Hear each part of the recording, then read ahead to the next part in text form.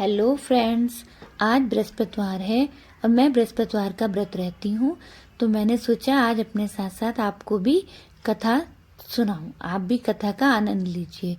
और ये कथा सुनने से मेरे तो बिगड़े काम सब सफल हुए हैं और इसीलिए मैं चाहती हूँ आप लोग भी इससे ज़्यादा से ज़्यादा सुनिए और इसका लाभ उठाइए। इसी के साथ कथा प्रारंभ करती हूँ। भारतवर्ष में एक प्रतापी और दानी राजा राज्य करता था। वह नित्य गरीबों और ब्राह्मणों की सहायता करता था। यह बात उसकी रानी को अच्छी नहीं लगती थी। वह ना ही गरीबों को दान देती थी, ना ही भगवान का पूजन करती थी और राजा से भी दान देने से मना किया करती थी।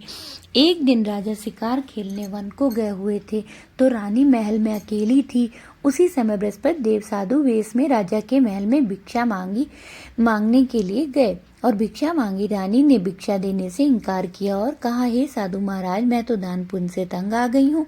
मेरे पति सारा धन लुटाते रहते हैं। मेरी इच्छा है कि हमारा धन नष्ट हो जाए, फिर न रहेगा बांस, ना बजेगी बांसुरी।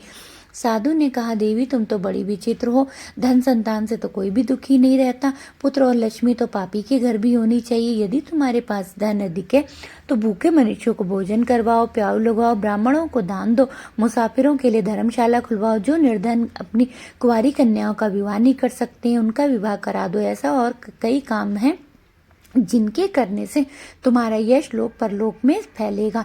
परंतु रानी पर उपदेश का कोई प्रभाव नहीं पड़ा। वह बोली, महाराज आप मुझे कुछ ना समझाएं। मैं ऐसा धन नहीं चाहती जो हर समय बांटती रहूं, जिसको रखने उठाने में मेरा सारा समय बर्बाद हो जावे। साधु ने उत्तर दिया, यदि तुम्हारी ऐसी इच्छा है तो तथास्तु। तुम ऐसा करना, बृहस्पतिवार को घर को गोबर से लीपना, पीली मिट्टी से अपने सिर को धोना, स्नान करना, भट्टी चढ़ाकर कपड़े धोना। ऐसा करने से आपका सारा धन नष्ट हो जाएगा। इतना कहकर वह साधु महाराज वहां से अंतर ध्यान हो गए। साधु के अनुसार कई बातों को पूरा करते हुए रानी को केवल 3 बृहस्पतिवार ही बीते थे। उसकी समस्त धन संपत्ति नष्ट हो गई। भोजन के लिए राजा का परिवार तरसने लगा।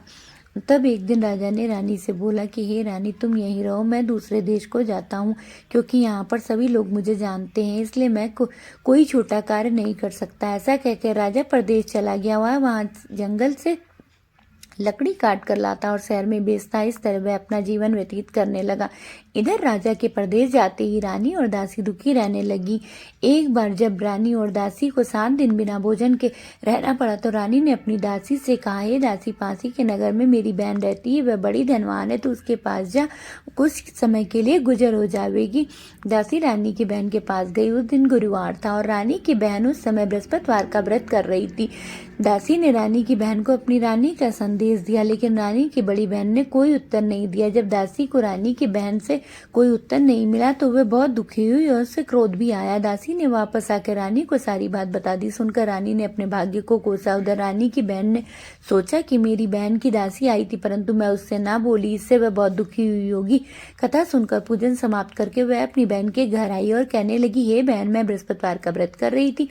तुम्हारी दासी मेरे घर आई थी, परंतु जब तक कथा होती है तब तक ना उठते हैं ना ही बोलते हैं, इसलिए मैं ना बोली। कहो दासी, तुम क्यों गई थी?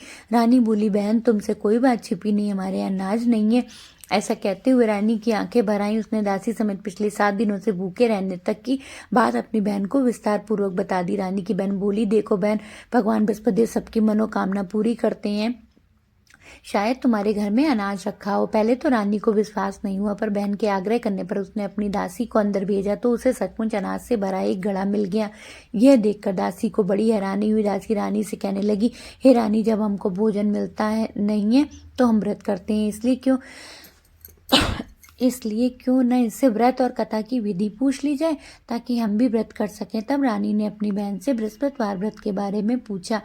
उसकी बहन ने बताया, बृहस्पतिवार के व्रत में चने की दाल और मुनक्का से विष्णु भगवान की केले की जड़ में पूजन करें, दीपक जलाएं, व्रत कथा सुने और पीला भोजन ही करें। इससे बृहस्पति देव प्रसन्न होते हैं। व्रत और पूजन विधि बताकर रानी की बहन अपने घर लौट आई। 7 दिन के बाद जब बृहस्पतिवार आया तो रानी और दासी ने व्रत रखा। गुड़साल में जाके चना और गुड़ बीन लाई, फिर उससे केले की जड़ विष्णु भगवान का पूजन किया। पीला भोजन कहाँ से आवे, इस बात को लेकर दोनों बहुत दुखी हुए। चूंकि उन्होंने व्रत रखा था इसलिए बृहस्पति देव उनसे प्रसन्न थे, इसलिए एक साधारण व्यक्ति का रूप धारण कर 2 थालों में सुंदर पीला भोजन देकर दासी को देकर बोले, और ये लो भोजन और तुम दोनों ही भोजन करना। उसके बाद वे सभी गुरुवार को व्रत और पूजन करने लगी। बृहस्पति भगवान की कृपा से उनके पास फिर से धन संपत्ति आ गई, परंतु रानी फिर से पहले की तरह आलस्य करने लगी।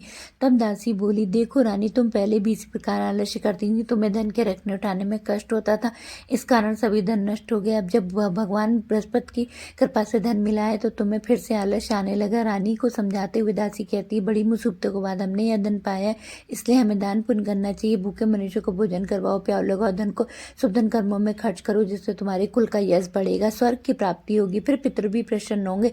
दासी की बात सुनकर अपना धन शुभ कार्यों में खर्च करने लगी, जिससे पूरे नगर में उसका यश फैलने लग गया। बृहस्पतिवार व्रत कथा के बाद श्रद्धा के साथ आरती की जानी चाहिए। इसके बाद प्रसाद बांटकर उसे ग्रहण करना चाहिए। एक दिन राजा दुखी होकर जंगल में एक पेड़ के नीचे आसन जमाकर बैठ गया। बृहस्पतिवार का दिन था। एकाएक उसने देखा निर्जन वन में एक साधु प्रकट हुए। साधु इसमें स्वयं बृहस्पतिवार देवता थे। लकड़हारे के सामने आकर बोले, हे लकड़हारे, इस सुनसान जंगल में तू किस चिंता में मगन है? लकड़हारे ने दोनों हाथ जोड़कर प्रणाम किया और उत्तर दिया, महात्मा जी, अब आप सबको जानते हो। यह कहकर रोने लगा। महात्मा जी ने कहा, तुम्हारी स्त्री ने बृहस्पति के दिन बृहस्पति भगवान का निरादर किया था, जिसके कारण ये तुम्हें यह कष्ट मिल रहे हैं। उन्होंने तुम्हारी यह दशा कर दी। अब तुम चिंता मत करो, मेरे कहने पर चलो, तुम्हारे सब कष्ट दूर होंगे। भगवान पहले से भी अधिक संपत्ति देगा।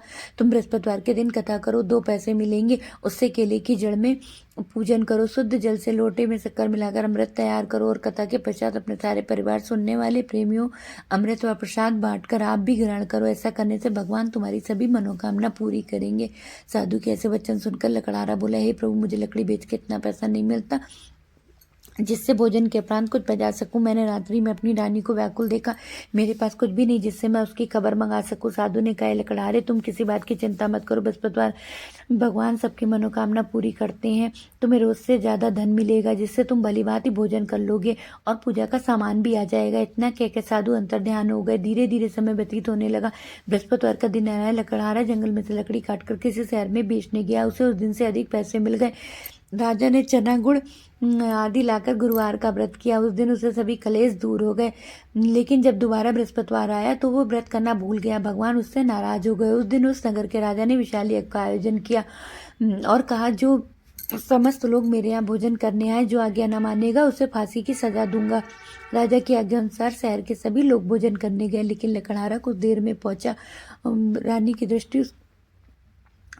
रानी की दृष्टि उस खूंटी पर पड़ी जिस पर उसका हार लटका हुआ था। वह वहां दिखाई नहीं दिया। रानी ने निश्चय किया, मेरा हार इसी मनुष्य ने चुरा लिया। उसी समय सिपाहियों को बुलाकर उसको कारागार में डलवा दिया। जब लकड़हारा कारागार में पड़ गया तो दुखी होकर विचार करने लगा, ना जाने कौन से जन्म में मेरे लिए दुख प्राप्त हो रहे हैं, और साधु को याद कर रोने लग गया जो उसे जंगल में मिला था। तभी उसे तत्काल ये बात याद आई कि बृहस्पति देव साधु के रूप में प्रकट हुए। उसकी दशा को देखकर कहने लग गए, अरे मूर्ख, तूने बृहस्पति देव की कथा नहीं कही, इस कारण तुझे दुख प्राप्त हुए हैं। अब चिंता मत कर, बृहस्पतिवार के दिन दरवाजे पर चल पड़े, तुझे 4 पैसे मिलेंगे। उसे तू बृहस्पतिवार की पूजा का सामान ले आएगा और तेरे सारे कष्ट दूर हो जाएंगे। बृहस्पतिवार के दिन उसे 4 पैसे पड़े मिले। लकड़हारे ने कथा कही। उसी रात्रि को बृहस्पति देव ने सागर के राजा को स्वप्न कारागार, उठ तेरी रानी, तुमने जिस आदमी को कारागार में बंद कर दिया निर्दोष है, राजा को छोड़ देना। रानी का उसी खूंटी पर लटका हुआ, अगर तू ऐसा नहीं करेगा तो तेरे राज को नष्ट कर दूंगा। यह कहकर प्रातः जब हुई तो देखा उसका हार उसी खूंटी पर लटका हुआ है। लकड़हारे को बुलाकर राजा ने क्षमा मांगी, वस्त्र आभूषण देकर के विदा कर दिया और राजा अपने नगर को चलने लग गया। और नगर में धर्मशाला, मंदिर आदि बने देख करके बहुत आश्चर्य होने लग गया। राजा ने पूछा, ये किसका बाग और धर्मशाला है? नगर के लोग कहने लगे, ये सब रानी और बांदी का है। रानी कहने लगी, देख राजा, हमको कितनी बुरी हालत में छोड़ गए थे, ऐसी बुरी हालत में छोड़ गए थे और इतनी अच्छी तरह से देख के लौट ना जाए, इसलिए तू दरवाजे पर खड़ी हो जा। आज्ञा अनुसार दासी राजा उन्हें लिवा ले गई। राजा क्रोध में आकर अपनी रानी से पूछे, तुम्हें कैसे प्राप्त हुआ यह धन? तो उन्होंने बताया, यह सब धन हमें बृहस्पतिवार के व्रत से प्रभाव से प्राप्त हुआ है। अब तो राजा दिन में 3 बार कहानी कहते और व्रत किया करते। एक रोज राजा ने विचार किया, हम अपनी बहन के यहाँ जाएंगे, बहन के यहाँ चलेंगे। मार्ग में उन्हें एक लोग मिले जो एक मुर्दे को लिए जा रहे थे। उन्होंने कहा, लो हमारे बृहस्पतिवार की कथा सुन लो। उन्होंने, लो हमारा आदमी मर गया, इसे तो अपनी कथा की पड़ी है। फिर भी राजा ने चना गुड़ निकाला और कथा कहना शुरू कर दिया तो वो मुर्दा राम राम कह के चलने लग गया। आगे खेत पे एक किसान मिला। राजा ने कहा मेरी कथा सुन लो। उसने कहा लो हमारा तो खेत है और इन्हें अपनी कथा की पड़ी है। जैसे राजा हट गए वैसे उसके किसान के पेट में जोर से दर्द होने लग गया। उसी समय उसकी माँ आई, उसने अपनी माँ को सारी हाल बताया अपना। तो बुढ़िया दौड़ी दौड़ी राजा के पास गई और कहा चल अपनी कथा मेरे खेत पर ही चलकर सुनाना। तो वो लेके गई। तब तक देखा उसके बेटे का पेट का दर्द भी बंद हो गया। राजा अपनी बहन के घर पहुंचे। प्रातःकाल राजा जगा तो उसने देखा सब लोग भोजन कर रहे हैं। राजा ने कहा बहन कोई कथा सुन ले। तो उन्होंने कहा बहन भाई यहाँ सारी लोग ऐसे ही हैं, पहले लोग यहाँ भोजन करते हैं बाद में पूजन करते हैं। बहन बोली है भैया ये अब आप ऐसा करो, यहाँ बहुत ही दिनों पास ही में एक लड़का है जो बीमार हो गया है, उसे जा करके ये कथा सुना दो। उसके यहाँ बहुत दिन से कुछ भी खाने को नहीं मिला है। तो उसने ऐसे ही किया, वो लड़का ठीक हो गया। अब एक रोज राजा उठा, उसने कहा बहन अब हम अपने घर को जाएंगे, तुम भी तैयार हो जाओ। राजा की बहन ने अपनी सास से कहा, सास ने कहा चली जा परंतु अपने लड़कों को मत ले जाना क्योंकि तेरे भाई के कोई औलाद नहीं है। बहन ने अपने भैया से कहा मैं तो चलूंगी परंतु कोई बालक नहीं चलेगा। बड़े दुखी मन से राजा ने कहा अब हम तुम ही चल के क्या करोगी जब तक कोई बालक नहीं चलेगा। अपने दुखी मन से अपने नगर आकर के वापस वो लौट के लेट गया। राजा ने अपनी रानी से कहा हम निर्वंशी, हमारा मुंह देखने का धर्म नहीं है, कुछ भी भोजन आदि नहीं किया। रानी बोली बृहस्पति ने ऐसे ही है जैसे जिसमें मन में मनोकामना होती पूरी करते। उसी रात में बृहस्पति ने राजा को स्वप्न में कहा राजा उठ, सभी सोच को त्यागते ही रानी गर्भ से। राजा की बात सुनकर बड़ी खुशी हुई। 9वें महीने में उसके गर्भ से एक सुंदर पुत्र पैदा हुआ। तब राजा बोला हे रानी स्त्री बिना भोजन के रह सकती है, कहे नहीं रह सकती, मेरी बहन आए उससे तुम कुछ मत कहना। रानी ने सुनकर हाँ कर दी। जब राजा की बहन ने ये समाचार सुना तो वह खुश हुई और बधाई लेकर अपने भाई के आई। तो रानी बोली घोड़ा चढ़कर तो नहीं आई, गधा चढ़ी आई। राजा की बहन बोली भाभी मैं इस प्रकार ना कहती तो तुम्हें औलाद कैसे मिलती। बृहस्पति देव ऐसे ही है जैसे जिसके मन में मनोकामना होती सभी को पूरी करते हैं। जो सद्भावना पूरा बृहस्पतिवार का व्रत करता है एवं कथा पढ़ता है अथवा सुनता है, दूसरों को सुनाता है, बृहस्पति देव उसकी सभी मनोकामना पूरी करते हैं।